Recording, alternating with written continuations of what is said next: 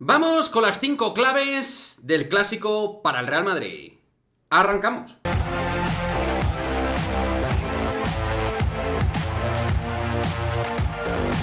¿Qué pasa, chicos? Muy buenas. Vamos con las 5 claves por las cuales para mí fueron elementales de cara a obtener el triunfo 0-4 ante el Barça, para poder deportivamente reventar al Barça en el partido de ayer. Antes de nada, dos cosas. Una, si no estás suscrito, suscríbete al canal, suscríbete, dale campanita y te llegarán todos los vídeos del canal.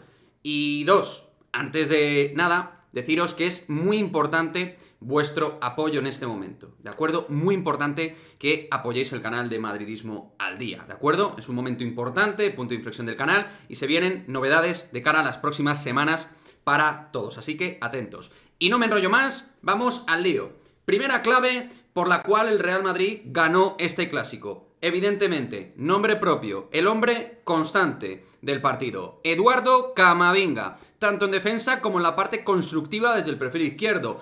Frenó y secó al regateador, a Rafinha. Y aparte, todo lo que hacía con balón desde el perfil izquierdo era interesante. Era siempre un apoyo de salida de balón para los compañeros. Orden defensivo, rigor, tackle, pero también apoyando en el escalonamiento creativo del Real Madrid, también en el avance, ayudando a Vinicius Junior y por momentos generando superioridad en el medio cuando se incrustaba en esa zona de carril de interiores. En cierto modo, y se me entienda bien, lo que hacía Marcelo en su época prime. Eduardo Camavinga, polivalente, polifacético, pero sobre todo un auténtico crack y la constante competitiva del Real Madrid ayer ante el Barça.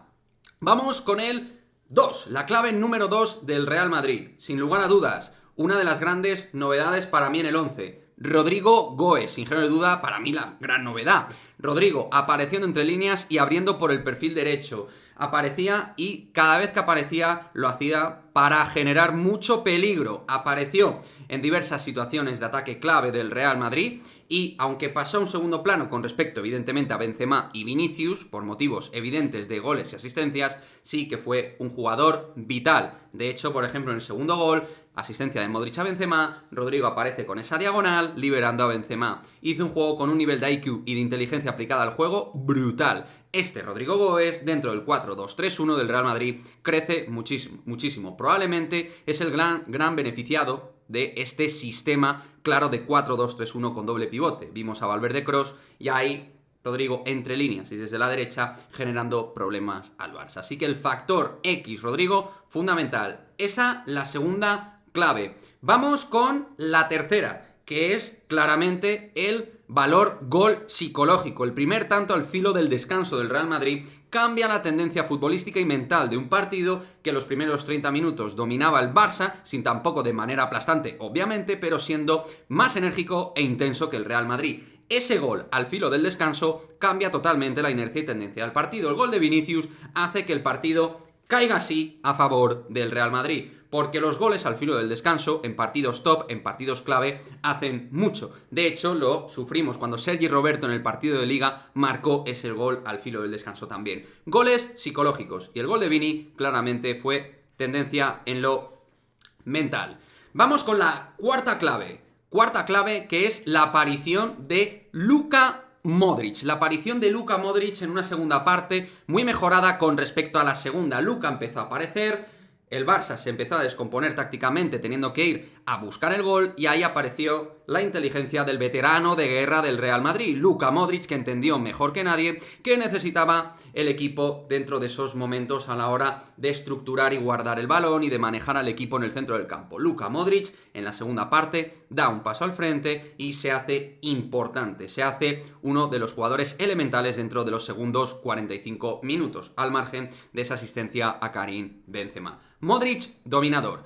Y por último, quinta clave del clásico a favor del Real Madrid. Por supuesto, pues no podemos obviarlo, la pareja de moda del fútbol europeo en ataque, Karim Benzema y Vinicius Junior. Números brutales el año pasado y que si están al nivel de ayer durante las próximas semanas, pues lógicamente en este rush final de temporada te pueden dar la gloria. Este nivel de Benzema recuperándose tras 2 semanas de descanso y este nivel de impacto de Vinicius Junior hace que el Real Madrid pueda aspirar de nuevo a tener la mejor pareja de atacantes de todo Europa. Con este Benzema y con este Vinicius, la mejor pareja del mundo cuando se entienden. Y en el día de ayer se entendieron de manera extraordinaria. Benzema asistiendo a Vinicius y Vinicius asistiendo a Benzema. Génesis y fin del partido del Real Madrid en forma de goleada 0-4. En fin, chicos, esas son mis 5 claves. Evidentemente en un clásico hay múltiples y muchísimas claves fundamentales para ganar o perder un partido de esta enjundia. Me encantaría que vosotros me dejéis en el cajón de comentarios más claves. Se pueden hablar de muchas más claves. Fede Valverde en el doble pivote, la pareja Militao-Álava, en fin, de muchas más cosas a nivel individual y a nivel colectivo. Ahí he dejado otros ejemplos que no he metido en este top 5. Pero si tú tienes un top 5 diferente al mío o lo compartes, sea como sea, coméntalo en el cajón de comentarios y nos vemos en el próximo vídeo. Chao, chao.